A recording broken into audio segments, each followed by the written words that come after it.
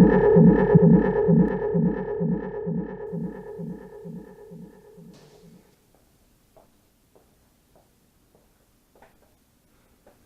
guys, how's it going? It's Alchemix here again. Today we're going to do something a little different. We're going to be doing a random gear roundup. In my last couple of years in this industry, I found some pretty awesome, helpful pieces of gear that I thought I could do a quick review for anybody who's looking to expand their range of options they can offer as a DJ. So let's see. Let's start off here. This kit right here is a Gem Sound microphone kit that I got from Guitar Center. I got this during a holiday sale for 35 bucks. Now this is a huge unit. It looks kind of old. It's got antennas on the back. It's definitely not some modern, streamlined, amazing piece of gear. I have a Shure microphone that cost me about $300, and it sounds good. That's what I use for weddings and stuff. But when you're at a party and you're handing a microphone off to a drunk person, you feel so much better handing them one of these. And there are a lot of benefits. 2 microphones on one box, individual channel gains and switches. It's kind of weird and annoying. These run off of 9-volt batteries. It's not very common now. Everything's AA. But they do last forever. I just like to swap the batteries across from mic to mic every once in a while to make sure they don't start to corrode in there or anything like that. However, for the price, the sound is fine. For party sound, it's fine. And yeah, I pretty much always have these on me just in case my Shure fails. I could still get through a wedding with one of these. It wouldn't sound as nice, but it would be more than adequate. 90% of the audience would never have a clue that there was any difference in sound quality. So I think they usually sell for around 50, 60 bucks for this set at Guitar Center. Wait for some holiday sale and pick one up if you don't have a set of mics yet, because they're cheap, and I've been going 2 years with these. They've had a few drops and bumps and stuff, and they're still doing just fine. Oh, let's see. This little bad boy is awesome. This is the Mackie SRM 150. A lot of people have different opinions about Mackie. However, my experience with Mackie has been amazing. My first set of speakers was the SRM 450s, and I now own SRM 350s, SRM 650s, an SRM 1850, and 2 of these SRM 150s. And I have never had any of the problems people complain about. No overheating issues. I've never had clipping. I've never had sound start to deteriorate after hours of use. I consider Mackie brand very professional line, and if you pay attention to what other people have had problems with and you tune your gear right, I don't think it's going to give you any trouble. I used to take my Yamaha studio monitors to gigs with me where I thought it was going to be hard to monitor, and it's just not practical. That's $700 worth of studio speakers that aren't designed to really be gigged with, getting dragged around. Brand new one of these is $250. It's a little bit steep. There's a Behringer Eurolive version that's probably very comparable, although I've heard this has a little bit better low end.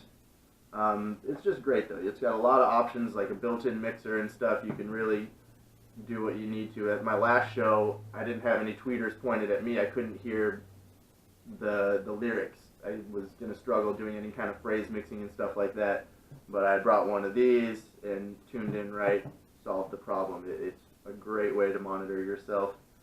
It's like 8 pounds. You can kick it down a flight of stairs. That's something I really like about mobile DJ gear, when it looks like a tank and can take some abuse. These are the Pioneer HDJ 2000 MK2s. Very expensive headphones. I never would have bought these for myself, but I went to a Pioneer demo out in Bellevue, and I won these as a door prize, and they are very impressive. The main difference between these and normal non-DJ specific headphones, these are extremely comfortable. They come in this pretty awesome portable case here. I love this. This is probably my favorite thing about it. that has a right angle on the headphone cable, and I always hate bumping into the dang headphone plug with my rig. That right there and the detachable cable, these are amazing. They have way better low end than I've ever heard on a set of headphones designed for DJs or not. And they are really impressive. Like $250 for headphones, not likely you're going to buy these, but if you have a chance to win them, go for it. Let's see. This is a huge, awesome way to get into uplighting, in my opinion. This right here, you'll find them all over Amazon and eBay. And I've found, in my experience, this particular brand, I'm sure they're all manufactured by the same Chinese stuff, but when you put a sticker on it with your company's name, suddenly they're a lot more likely to help you customer service wise. So this Eager Life brand, these, I think I'd buy them in packs of 10 uplights for around, I can't remember, 150 to 200 maybe a little more than that. But it's by far the cheapest way you can get into uplighting that looks and feels pretty professional. It's obviously not built as amazing as the little Blizzak pucks or whatever they call them, or 80J sells one uplight usually for about $75 a pop once you're into the professional range. The case is a little thinner plastic. I kind of appreciate that. They're very lightweight. I just chuck a ton of these in a Value Village suitcase and haul them around. But I've never had anybody not be impressed with these. Like, once you turn them on and program them, you can't tell in a dark room whether this is a $100 uplight or a $15, $20 uplight. When you order them in bulk, there's almost always going to be one or two that don't work.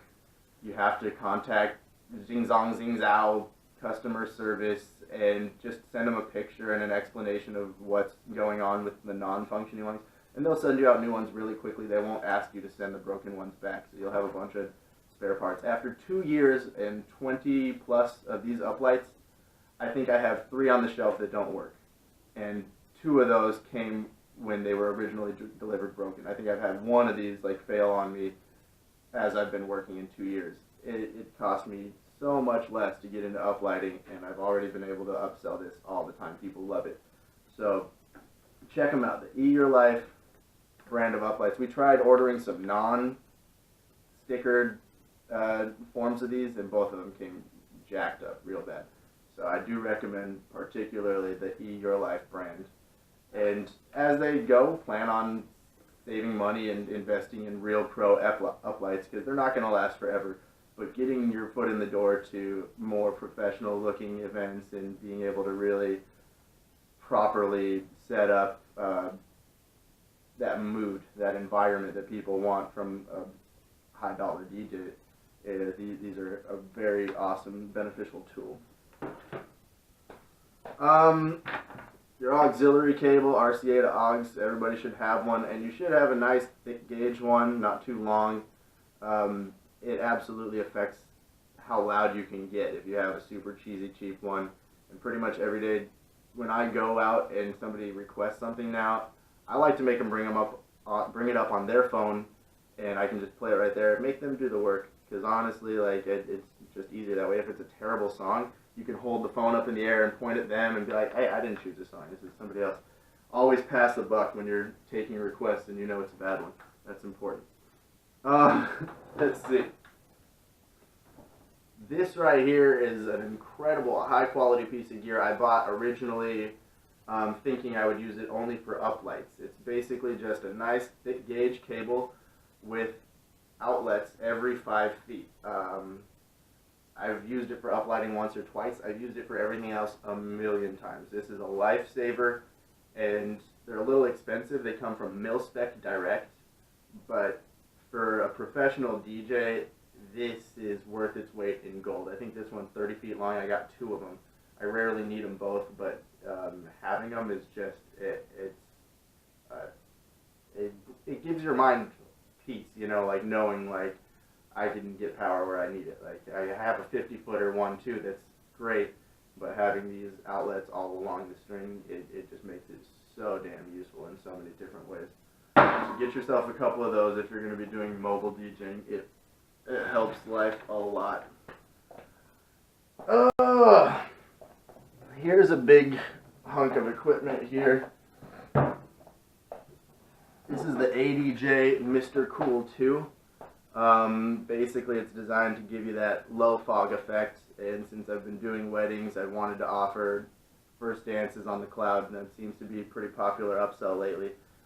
This unit here, the number 2, like the main difference I believe is it's just a 700 watt heating element inside of here instead of a 400 watt.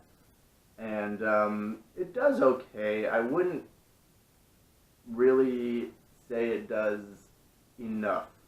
It's just barely adequate. If you really want to sell your first dance on the cloud, I would almost say get a standard fog machine as well and build a chiller and use them both at the same time for that first dance, because this almost would work better at like a show where you put it under your table and you're on a stage and you let the fog just kind of cascade over the front edge of the stage down onto the floor. Something like that would be a cool effect, but it doesn't really fill even a small dance floor with a cloud of smoke by itself.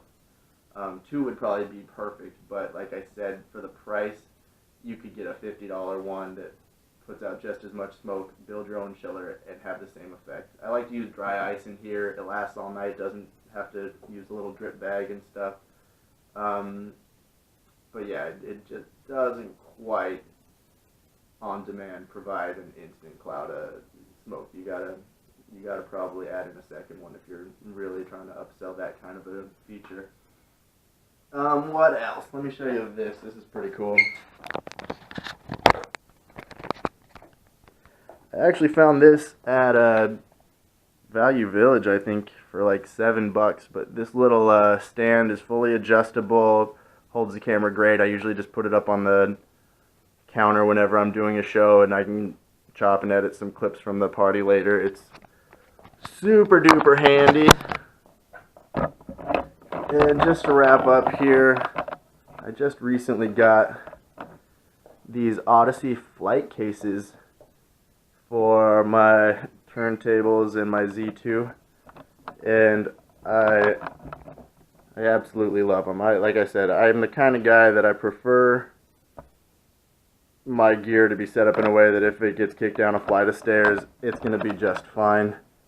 And this definitely gives you that kind of confidence and peace of mind. I think it was about $140 for the 2 Odyssey turntable boxes, and I think it was $110 for this FZX 10 or whatever mixer box. But it also has this nice little cutout, which just barely lets me fit my angled Pioneer headphones into that jack. It's really nice, classy looking, very classic professional kind of setup.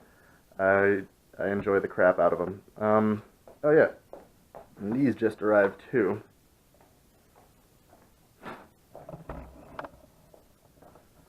These are the Ortophone Digitrack cartridges, and although I'm typically not the kind of guy who pretends I can hear like a huge difference in sound quality, I must say that compared to these Concord S's that I was using before, it absolutely did sound crisper. It tracked better, and they aren't worn in yet. It usually takes about 24 hours of good use to break in an Ortophone. They definitely were worth the ridiculous price tag, in my opinion. And yeah, if you're willing and able to drop $300 on a set of these, like if you're big into DVS like I am, I think it's a good idea. However, most Ortophone needles sound amazing as is. You can find cheaper options. So that's going to be, I think, it for today. Maybe I'll do a random roundup round 2 at some point. But just wanted to show off a bunch of useful handy-dandy tools I've discovered over my time in this industry. You know I love you guys. Stay awesome. I will get back at you.